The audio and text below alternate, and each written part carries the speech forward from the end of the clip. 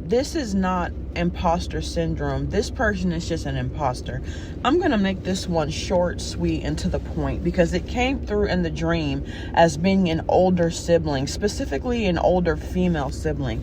But in this dream, there was this chosen one, right, who had been given a very specific ritual, like telepathically had been given a vision, right? They were given a vision and they were told telepathically that to do a very specific ritual that was going to help them heighten their psychic abilities, that was going to help them heighten their ability to tap into the unknown, right? Because this chosen one has specific spiritual gifts that they have, for whatever reason, been struggling to tap into, right? So your ancestors, your spiritual guides, gave you a very specific ritual.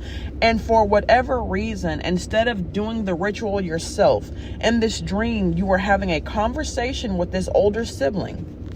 And you were telling the older sibling about the ritual, and the older sibling went and performed the ritual. Now, here's how it works. Just because you guys are blood related does not mean that you are spiritually blessed with the same gifts.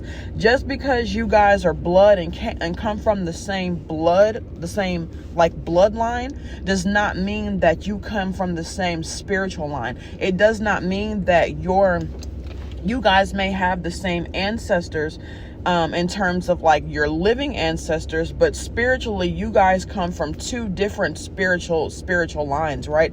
You have deities that are actually this is someone who actually has deities in their bloodline, right? This is someone who walks with some very, very, very powerful spiritual beings, and your sibling does not have the same coverage that you do. Your sibling does not have the same spiritual gifts that you do, but your sibling knows that you are spiritually gifted. They know you are spiritually gifted, and they are basically trying to ride your coattail. This is the type of sibling. And I've had this happen to me. This is the type of sibling who may have had a dream. The gift of dreams may run in your family, right? This may be the type of sibling who may have had a dream about you winning the lottery. And instead of waking up and telling you, hey, I had a dream that you won the lottery, you need to play the lottery today, this sibling will call you and be like, hey, do you have some numbers? The ancestors told me that you were good at picking numbers. Can you give me some numbers or pick some numbers for me for the lottery so that I can play the lottery?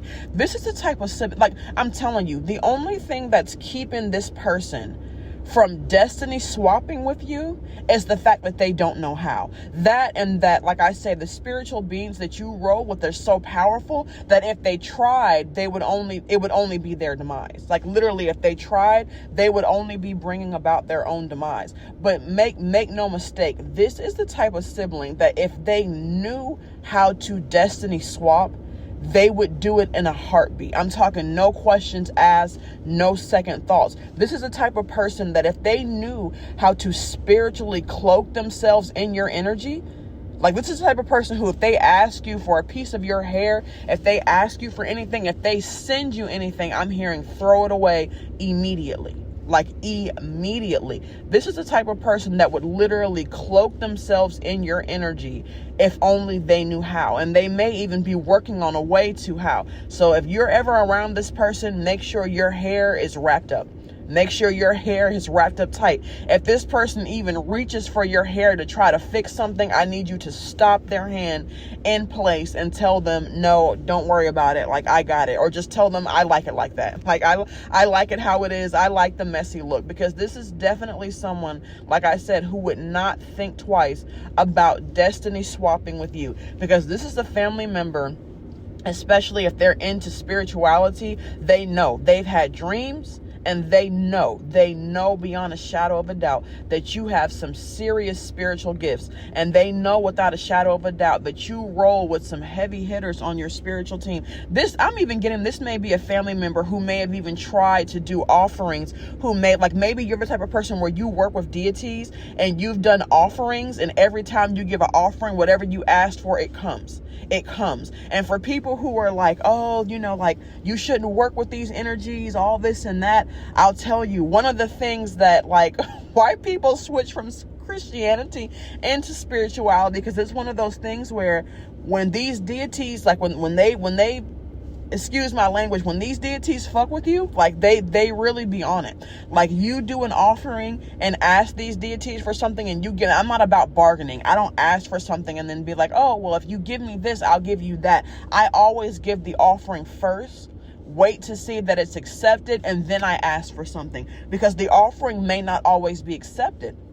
Right? So if you give these deities an offering and they accept it and you ask them for something, like I've literally done offerings in 2 weeks. Within 2 weeks, I've gotten, sometimes it takes a couple of months, but sometimes literally within a matter of weeks, I've gotten what I asked for. This is a type of sibling where if you've told them that, they may have tried to go back and repeat the same offerings or do, like if you've ever had a sibling ask you, when you did an offering to this deity, what did you give them? Like, first of all, do your own research, because deities love authenticity. There is no stronger energy than love and authenticity. They love authenticity. So you need to tell this person to go do their own research and see what, like the deity may have wanted this they may have accepted this from you, but from this person, they may want something more. Right? It just depends. It depends on the deity, not on you, right? So, it also depends on you, right? It depends on you and the deity and your relationship with the deity. If this person has not taken the time to study and get to know these energies, then these deities may actually require more from them than they will require from you. If you've taken the time to learn, study, read, and get to know these deities and build a relationship with them, they might not require as much from you. But let's say, for example, this person will say, well, oh, what did you give to this deity when you asked for this? And they may go and try to replicate, but what they asked for, they were not given, right? They were not given. And they may have been upset about that. So now this person, literally, if you have anyone in your life who was constantly asking you, how did you do this? How did you do this? How did you do that? Like, beware of that person, because anything that your ancestors or your deities give you, any rituals, any offerings that they tell you, know that that is meant specifically for you. Okay, in this case, what's good for the goose is not good for the gander, because what works for you won't necessarily work for the next person. It's about being true to self and being authentic in the relationship that you're building with these energies, right? So be careful of this sibling. Like I said, the only thing stopping this sibling from destiny swapping is the fact that they don't know how. Okay, this is not imposter syndrome. This is just an imposter. Thank y'all for listening. Bye.